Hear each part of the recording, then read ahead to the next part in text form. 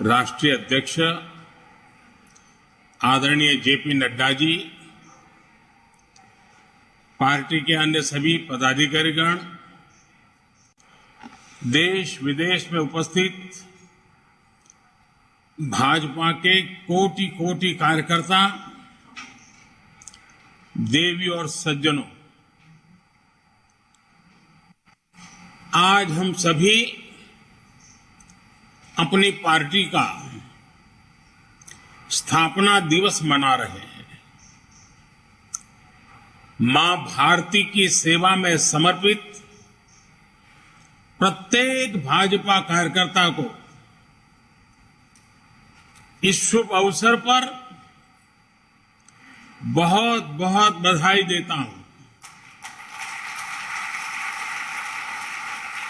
भाजपा की स्थापना से लेकर आज तक जिन महान विभूतियों ने अपने खून पसीने से इस पार्टी को सींचा है, पार्टी को संवारा है,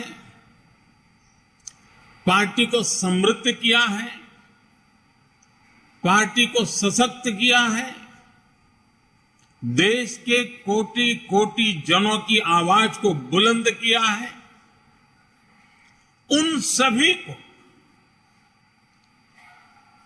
छोटे से छोटे कार्यकर्ता से लेकर के वरिष्ठ पद पर से पार्टी की और देश की सेवा करने वाले सभी महानुभावों का मैं आज शीश झुका करके प्रणाम करता हूं।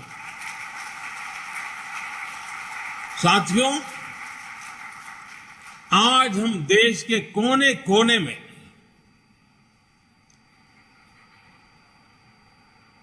भगवान हनुमान जी की जन्म जयंती मना रहे हैं। बजरंगबली के नाम का घोष चारों तरफ गूंज रहा है। हनुमान जी का जीवन, उनके जीवन के प्रमुख प्रसंग आज भी हमें भारत की विकास यात्रा में प्रेरणा देते हैं, पुरुषार्थ के लिए प्रेरित करते हैं और हमारी सफलताओं में कहीं कहीं उन महान शक्ति के आशीर्वाद प्रतिबिंबित होते हैं। हनुमान जी के पास असीम शक्ति है, लेकिन इस शक्ति का इस्तेमाल वो तभी कर पाते हैं जब स्वयं पर से उनका संदेश समाप्त होता है। 2014 से पहले भारत की भी तो यही स्थिति थी। अथाह सामर्थ्य से भरपूर, लेकिन अनर्थों से घिरा हुआ देश का नागरिक। आज भारत उस बजरंगबली की तरह से, उस बजरंगबली की महाशक्ति की तरह अपने अंदर सुप्त शक्तियों का आभास कर चुका है। आज भारत समंदर जैसी विशाल चुनौतियों को पार करने, उनका मुकाबला करने में पहले से कहीं ज्यादा सक्षम है। हनुमान जी के ऐसे ही कई गुणों से हम सभी भाजपा कार्यकर्ता, हमारी पार्टी निरंतर प्रेरणा पाते हैं। हनुमान जी सब कुछ कर सकते हैं, सबके लिए करते हैं, लेकिन अपने लिए कुछ नहीं करते। इदम रामाय इदम न मम, यही तो भाजपा की प्रेरणा है।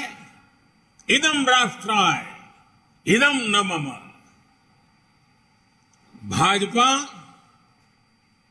हनुमान जी की एक और बात से भी बहुत बड़ी प्रेरणा मिलती रहती है हमें।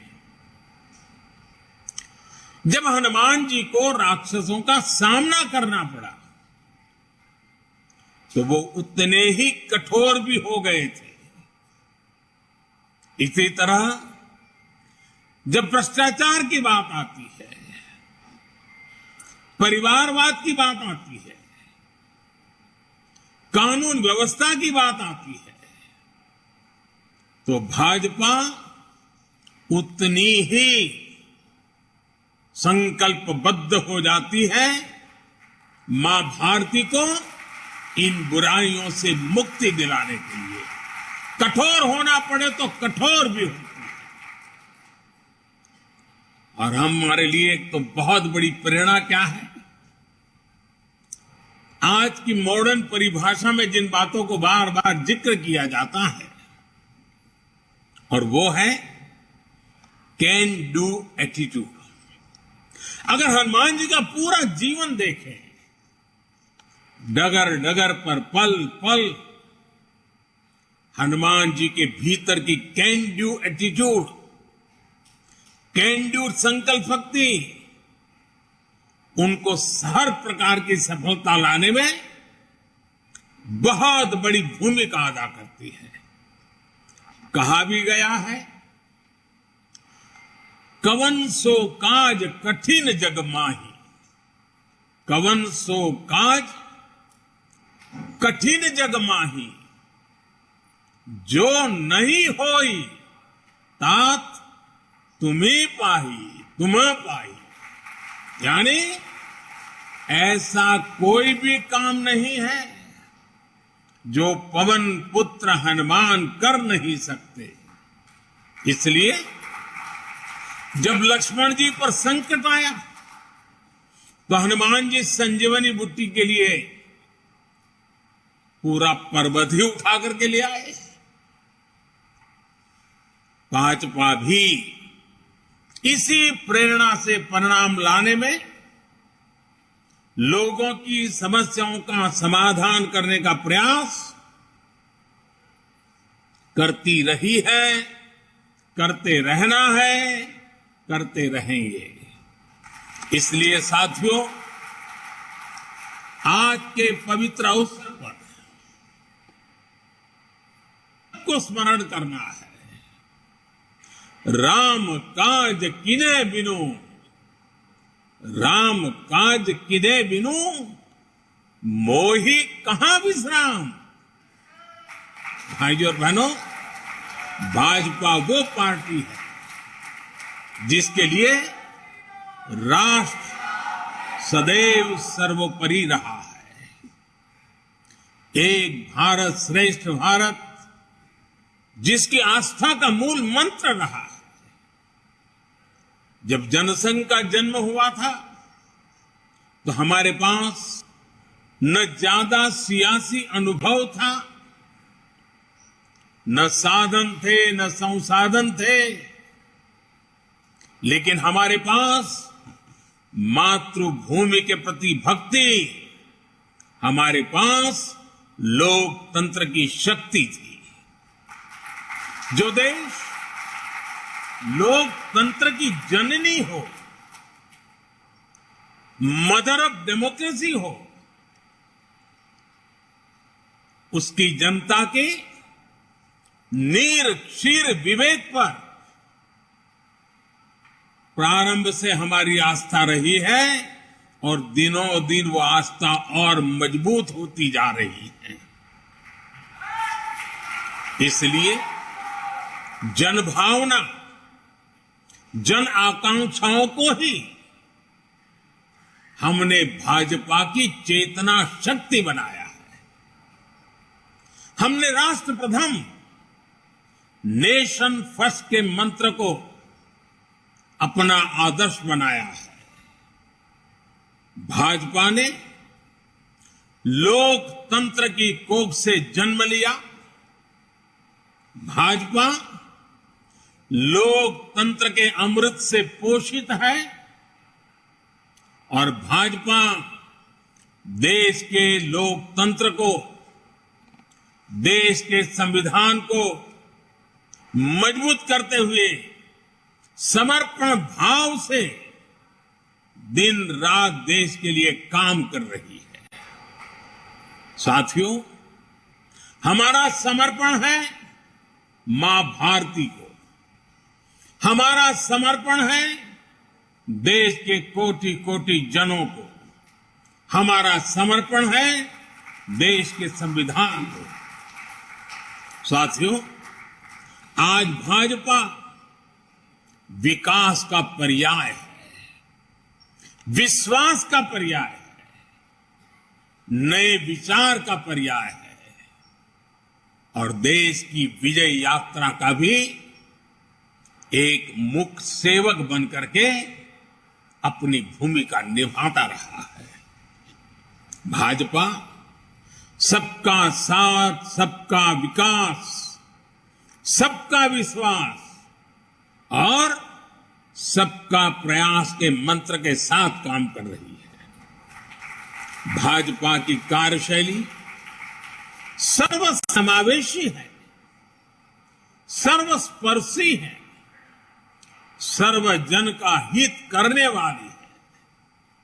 सामाजिक न्याय और सशक्तिकरण को हमने हमेशा अपने हृदय में, अपनी कार्यशैली में सर्वोच्च प्राथमिकता दी है।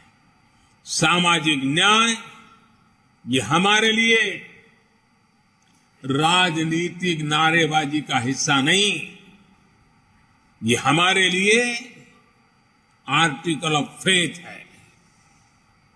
बीते वर्षों में बहुत सारे दल सामाजिक न्याय के नाम पर राजनीति का दिखावा करते रहे हैं। इन दलों ने, उनके मुखिया अपने परिवार का भला कर लेते हैं, अपने समाज का कतई नहीं, जबकि भाजपा सामाजिक न्याय को जीती है, उसकी भावना का अक्षरशः पालन करती है। 80 करोड़ गरीबों को बिना भेदभाव मुफ्त राशन मिलना सामाजिक न्याय का ही प्रतिबिंब है। 50 करोड़ गरीबों को बिना भेदभाव 5 लाख रुपए तक मुफ्त इलाज की सुविधा मिलना सामाजिक न्याय की सशक्त अभिव्यक्ति है। 45 करोड़ गरीबों के बिना भेदभाव जनधन बैंक खाते खोलना सामाजिक न्याय का इंक्लूसिव एजेंडा का जीता जागता उदाहरण है। 11 करोड़ गरीबों को बिना भेदभाव शौचालय मिलना, यही तो सामाजिक न्याय है, यही तो सामाजिक न्याय के प्रति हमारी भक्ति है। बिना भेदभाव, बिना तुष्टीकरण, बिना स्वार्थ, बिना वोट बैंक की राजनीति किए भाजपा आज सामाजिक न्याय का भी सच्चे अर्थ में धरती पर इरादों को साकार करने वाला, देश के दबे कुचले समाज के लिए आशा की किरण बना हुआ एक पर्याय बनकर के उभरा है। साथियों, आज भाजपा देश में एक नए पॉलिटिकल कल्चर का भी नेतृत्व कर रही है। कांग्रेस और उनके जैसी पार्टियों का कल्चर, उन पार्टियों की पहचान क्या है? ये उन्हीं के कल्चर में से पैदा हुई है। उन पार्टियों की पहचान है, पार्टी का नाम लेते ही एक ही बात दिखती है, सारी पार्टियों का तरफ देख लीजिए, परिवारवाद, वंशवाद, जातिवाद और क्षेत्रवाद का बंधक है ये सारे लोग। जबकि भाजपा का पॉलिटिकल कल्चर प्रत्येक देशवासी को साथ लेकर चलने का है। कांग्रेस और उसके जैसी पार्टियों का कल्चर छोटा छोटा सोचना, छोटे सपने देखना और उससे भी कम हासिल करके खुशियां मनाना बस, और खुशी एक दूसरे की पीठ थपथपाना। भाजपा का पॉलिटिकल कल्चर है बड़े सपने देखने और उससे भी ज्यादा हासिल करने के लिए जी जान से खप जाना, शरीर का कण कण, समय का पल पल खपाने का हौसला रखते हैं। कांग्रेस और उसके जैसी पार्टियों का कल्चर महिलाओं की समस्याओं, उनकी रोजमर्रा की चुनौतियों की परवाह ही नहीं करता है, जबकि भाजपा का पॉलिटिकल महिलाओं के जीवन को आसान बनाने, उनके सपनों को साकार करने को, निर्णय प्रक्रिया में उनको भागीदारी देने को प्राथमिकता देता है। इसलिए आज के युवा हो या फिर देश की माताएं, बहनें, बेटियां भाजपा के साथ हम पल पल अनुभव कर रहे हैं। हमारी माताओं बहनों के आशीर्वाद बढ़ते चले जा रहे हैं, जुड़ाव महसूस करती हैं, अपनापन महसूस करती है। इसलिए आज ये सभी भाजपा के साथ कंधे से कंधा मिलाकर चल रहे हैं। साथियों, आज स्थापना दिवस के इस शुभ अवसर पर हम सबके लिए अपने सपनों को, अपने संकल्पों को, मां भारती की सेवा के लिए समर्पित अपने हर कार्यकर्ता के जीवन को देखते हुए बहुत सी बातों को बार बार समझने की आवश्यकता होती है। 2014 में जो हुआ वो केवल सत्ता परिवर्तन नहीं था। 2014 में भारत के लोगों ने भारत के पुनर्जागरण की नई यात्रा का शंखनाद कर दिया है। 800 साल से ज्यादा की गुलामी से बाहर निकलकर एक राष्ट्र अब अपना खोया हुआ गौरव पाने के लिए फिर से उठ खड़ा हुआ है। और इस प्रक्रिया में दशकों से चली आ रही बुराइयां, चुनौतियां धीरे धीरे कमजोर पड़ती जा रही है। अब देश पंच प्राणों की शक्ति से आगे बढ़ रहा है। साथियों, सन 47 में अंग्रेज भले चले गए, लेकिन जनता को गुलाम रखने की मानसिकता यहीं पर कुछ लोगों के जहन में बो करके चले गए, यही छोड़ गए थे। इसलिए आजादी के बाद के वर्षों में देश में ऐसा वर्ग खूब फला फूला जो सत्ता को अपना जन्मजात हक समझता था। इन लोगों की बादशाही मानसिकता ने देश की जनता को हमेशा अपना गुलाम माना।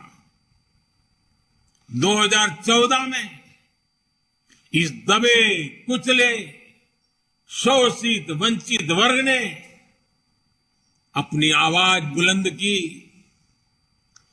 बादशाही मानसिकता के लोग इस वर्ग की आवाज सुनने की तो बात छोड़ दीजिए, पल पल कुचलते रहते थे।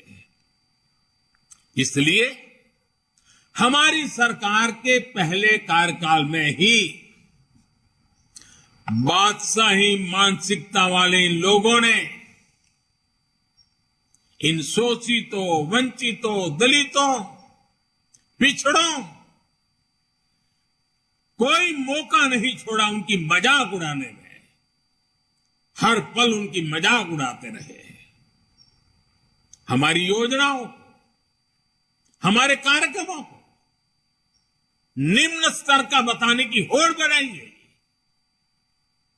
जब मैंने लाल किले से स्वच्छ भारत अभियान की चर्चा की, गांवों को, गरीब को, मेरी माताओं बहनों को इज्जत कर देना, शौचालय की सुविधा देने की बात जब मैंने की, तो यही लोग क्या क्या नहीं कहते थे।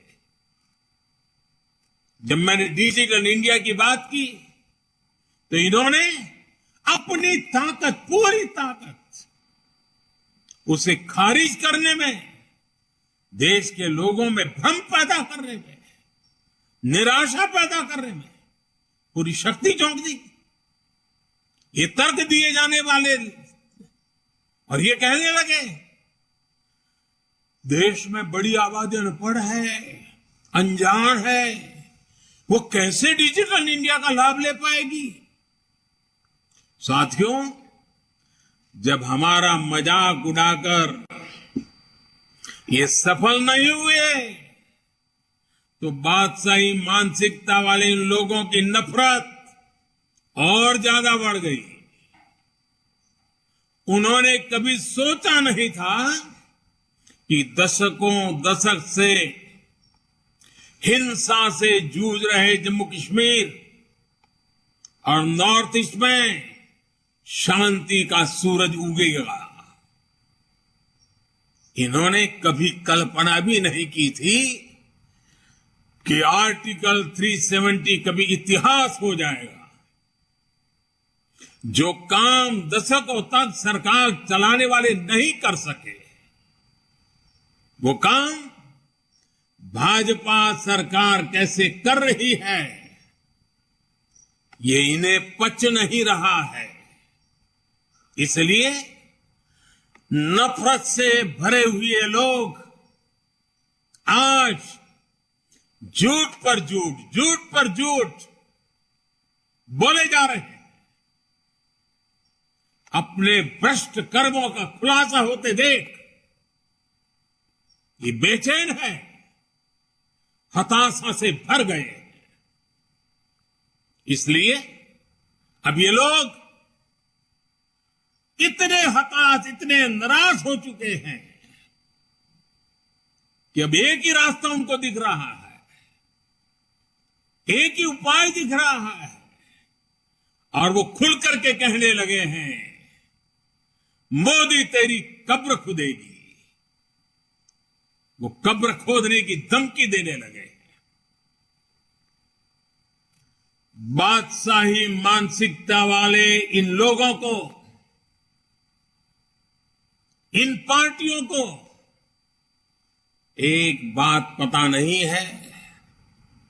आज देश का गरीब, देश का सामान्य मानवी, देश का युवा, देश की माताएं, बहनें, बेटियां, दलित, पीड़ित, शोषित, वंचित, आदिवासी, हर कोई भाजपा के कमल को खिलाने के लिए, भाजपा के कमल की रक्षा करने के लिए वो ढाल बनकर के खड़ा हुआ है।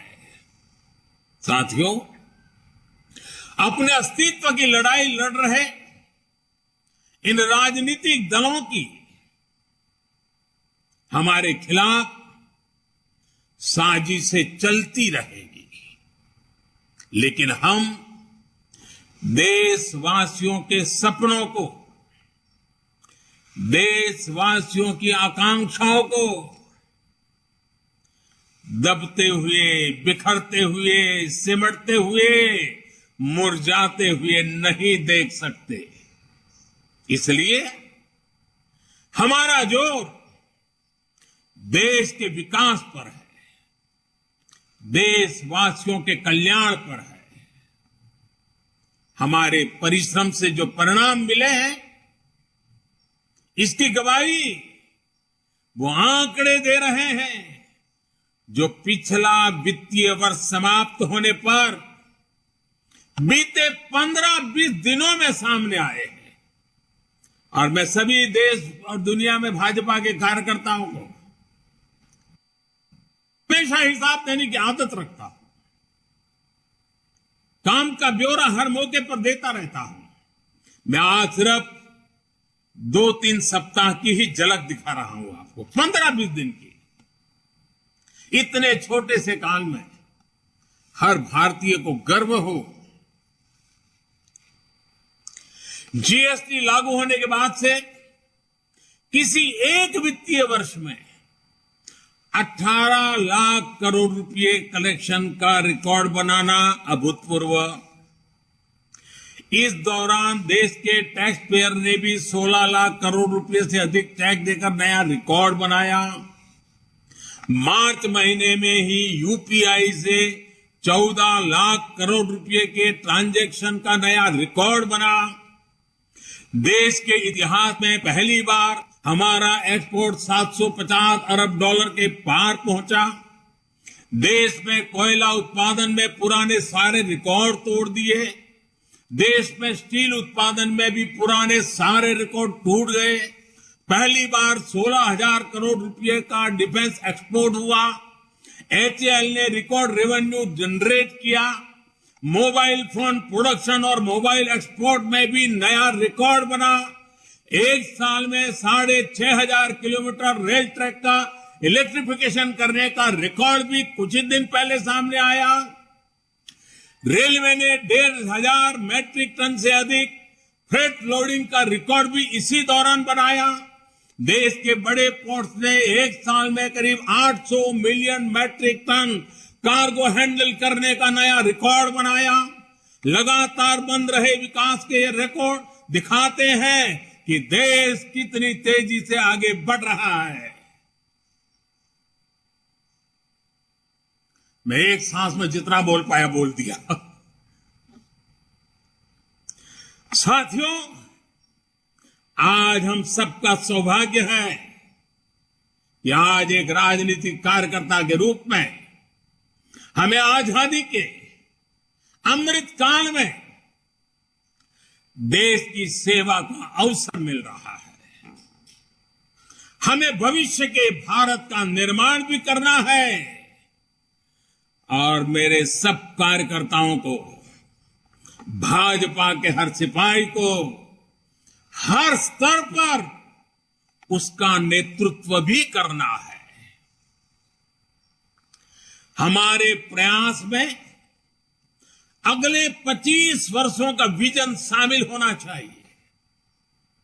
हमारे हर कार्य में वो ऊर्जा होनी चाहिए जो आने वाले दशकों तक देश की दिशा और दशा, हमारे सपनों को मजबूत करने वाली मां भारती के कोटि कोटि जनों की आजादी से अब तक के संजोए हुए सारे सपनों को सिद्ध करने वाली होनी चाहिए। साथियों, आज के इस समय में दुनिया तेजी से बदल रही है। हमें भविष्य के हिसाब से भी अपनी पार्टी को निरंतर विकास करने की, विकसित करने की, सामर्थ्य बढ़ाने की कोशिश कभी भी रुकने नहीं देना है। हम पहले भी करते आए हैं, आगे अब जरा और गति से करना होगा। 6-7 वर्ष बाद मैं सभी कार्यकर्ताओं से आग्रह करता हूं, 6-7 वर्ष बाद भारतीय जनता पार्टी के 50 वर्ष पूरे होंगे। जब भाजपा के 50 वर्ष पूरे हो, उस समय पार्टी का व्याप कितना होगा, स्वरूप कैसा होगा, हमारे लक्ष्य क्या होंगे, ये हमें अभी से तय करना होगा। हमें नए आइडियाज को, नए इनोवेशंस को अपनाना होगा। पार्टी में उन्हें एक प्रकार से हमारा जीवन का, कल्चर का हिस्सा के रूप में ऐसे जोड़ना होगा, उसे बढ़ाना होगा। जैसे मेरा एक सुझाव है कि हम पार्टी में टेक्नोलॉजी को हर स्तर पर आगे लेकर आए। हम विभिन्न स्तरों पर टेक्नोलॉजी सेल्स बना सकते हैं। हम युवाओं की ऐसी टीम बना सकते हैं जो आधुनिक टेक्नोलॉजी को मॉनिटर करे, उसे जनता तक पहुंचा के लिए कैसे इस्तेमाल कर सकते हैं। हम एक्सपर्ट से सुझाव लें, हम सेमिनार करें, एक्सपर्ट्स को लेकर बुला करके बदलते हुए विश्व को समझने की कोशिश करें। सोशल मीडिया में भी हमें नए तौर तरीकों के बारे में सोचना होगा। आजकल रील्स, यूट्यूब, ट्विटर, फेसबुक और इंस्टाग्राम के जमाने में ज्यादा से ज्यादा युवाओं में, इस युवा पीढ़ी में प्रोफेशनल से जुड़ने के लिए हमें राजनीति के नए आयामों को विकसित करना ही है। कम्युनिकेशन और इंफॉर्मेशन भाजपा के निरंतर विस्तार में बहुत बड़ी भूमिका निभाने वाले हैं। इसके लिए हमें अपने कार्यकर्ताओं की ट्रेनिंग, पंचायत से लेकर पार्लियामेंट तक चुने हुए प्रतिनिधियों की ट्रेनिंग के नए प्लेटफॉर्म बनाने होंगे। साथियों, संगठन शक्ति, कार्यकर्ताओं की एकजुटता, ये भाजपा की प्राण शक्ति है, हमारा प्राणवायु है। इसे नित निरंतर ऊर्जा देते रहना भी हम सभी का कर्तव्य है। हमें अपने विस्तार के लिए, दूसरों से सीखने के लिए देश के भीतर और बाहर हर तरफ दृष्टि रखनी होगी। हमें विश्व की दूसरी लोकतांत्रिक पार्टियों के साथ भी समन्वय और संवाद बढ़ाने के बारे में काम करना चाहिए। मेरा आग्रह है, हमारे यूथ विंग्स, महिला विंग्स दूसरे देशों की उन पार्टियों के इन विंग्स और कार्यकर्ताओं से जुड़े, अपने अनुभव साझा करें और उनसे सीखें। हमारे सांसदों को भी संवाद, उनके प्रेशर बहुत रहता है। मैं जानता हूं एक सांसद को इतने प्रकार के काम रहते हैं, लेकिन सांसद के पास जानकारियों के स्रोत भी बहुत रहते हैं। वो कार्यकर्ताओं को बहुत अच्छी तरह गाइड कर सकते हैं। कार्यकर्ताओं की क्षमता बढ़ाने में वो बहुत बड़ी भूमिका अदा कर सकते हैं, हमारे जनप्रतिनिधि, क्योंकि उनको काफी जानकारियों के लिए अवसर मिलता है। उनका लाभ जितना ज्यादा हमें मिले, पार्टी को मिले, हमें कोशिश करनी चाहिए। हम पार्टी में अलग अलग मोर्चों के माध्यम से समाज के अलग अलग वर्गों के लिए संघर्ष करते रहे। जहां जरूरत पड़ेगी संगठन करेंगे, जहां जरूरत पड़ेगी लोकतांत्रिक तरीकों से संघर्ष करेंगे, जहां जरूरत पड़ेगी समर्पण की मात्रा बढ़ाते जाएंगे। लेकिन साथियों, अब हम उस दायरे में पहुंचे हैं, अब समय आ गया है कि सभी मोर्चे समाज की आवाज उठाने के साथ साथ एक फ्यूचरिस्टिक विजन के साथ उनकी हर छोटी मोटी तकलीफों से मुक्ति के आधुनिक तौर तरीके अब क्या हो सकते हैं, कम समय में कम संसाधनों से भी उत्तम से उत्तम परिणाम लाने के तरीके क्या हो, ताकि उनका जीवन बहुत तेजी से बदल सके और 2047 आजादी के जब 100 साल हो, तब विकसित भारत का सपना सिद्ध करने में कोटि कोटि जनों की भागीदारी बढ़े। हर मोर्चे को सोचना चाहिए कि वर्तमान और भविष्य की चुनौतियों का स्थायी समाधान कैसे हो। उदाहरण के लिए, हम सभी पहले किसानों की समस्या उठाते थे, किसान मोर्चा उसमें बड़ी भूमिका निभाते थे। हमने किसान सम्मान निधि से लेकर एमएसपी तक कई बड़े फैसले लिए, किसानों की सेवा की।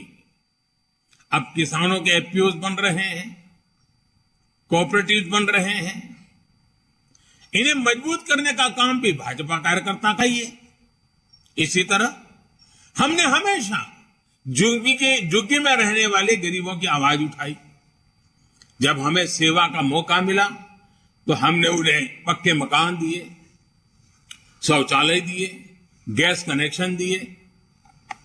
हमें इसी तरह आगे के लक्ष्य तय करने हैं।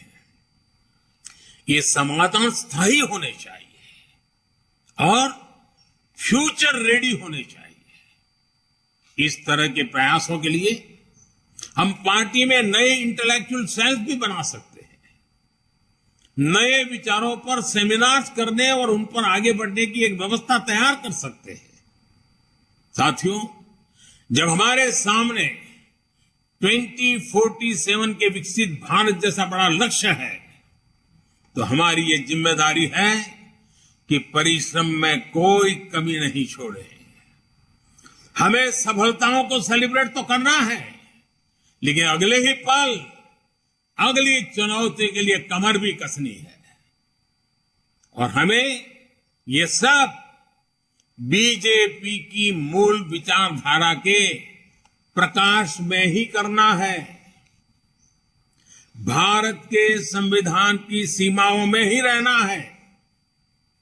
हमें भारत के समाधान उधार की सोच से नहीं, भारत की जड़ों से ही, भारत की परंपराओं से ही, भारत के कोटि कोटि जनों के सदियों के अनुभव से ही उस अमृत से आगे बढ़ना है। इस सोच के साथ हमें भाजपा को 21वीं सदी की भविष्य की पार्टी बनाना है। हमें दुनिया की सबसे बड़ी पार्टी होने के बाद भी अति आत्मविश्वास का शिकार नहीं होना है। लोगों ने अभी से कहना शुरू कर दिया है कि 2024 में भाजपा को कोई नहीं हरा सकता। ये बात सही भी है, लेकिन हमें एक भाजपा कार्यकर्ता के नाते इस देश के हर नागरिक का दिल जीतना है। हमें चुनाव जीतने तक सीमित नहीं रहना है, कोटि कोटि जनों के दिलों को जीतना, ये हमारा मकसद है। हमें हर चुनाव उसी परिश्रम से लड़ना है जैसे हम 80 के दशक से भी अभी तक लड़ते आए हैं। मुझे विश्वास है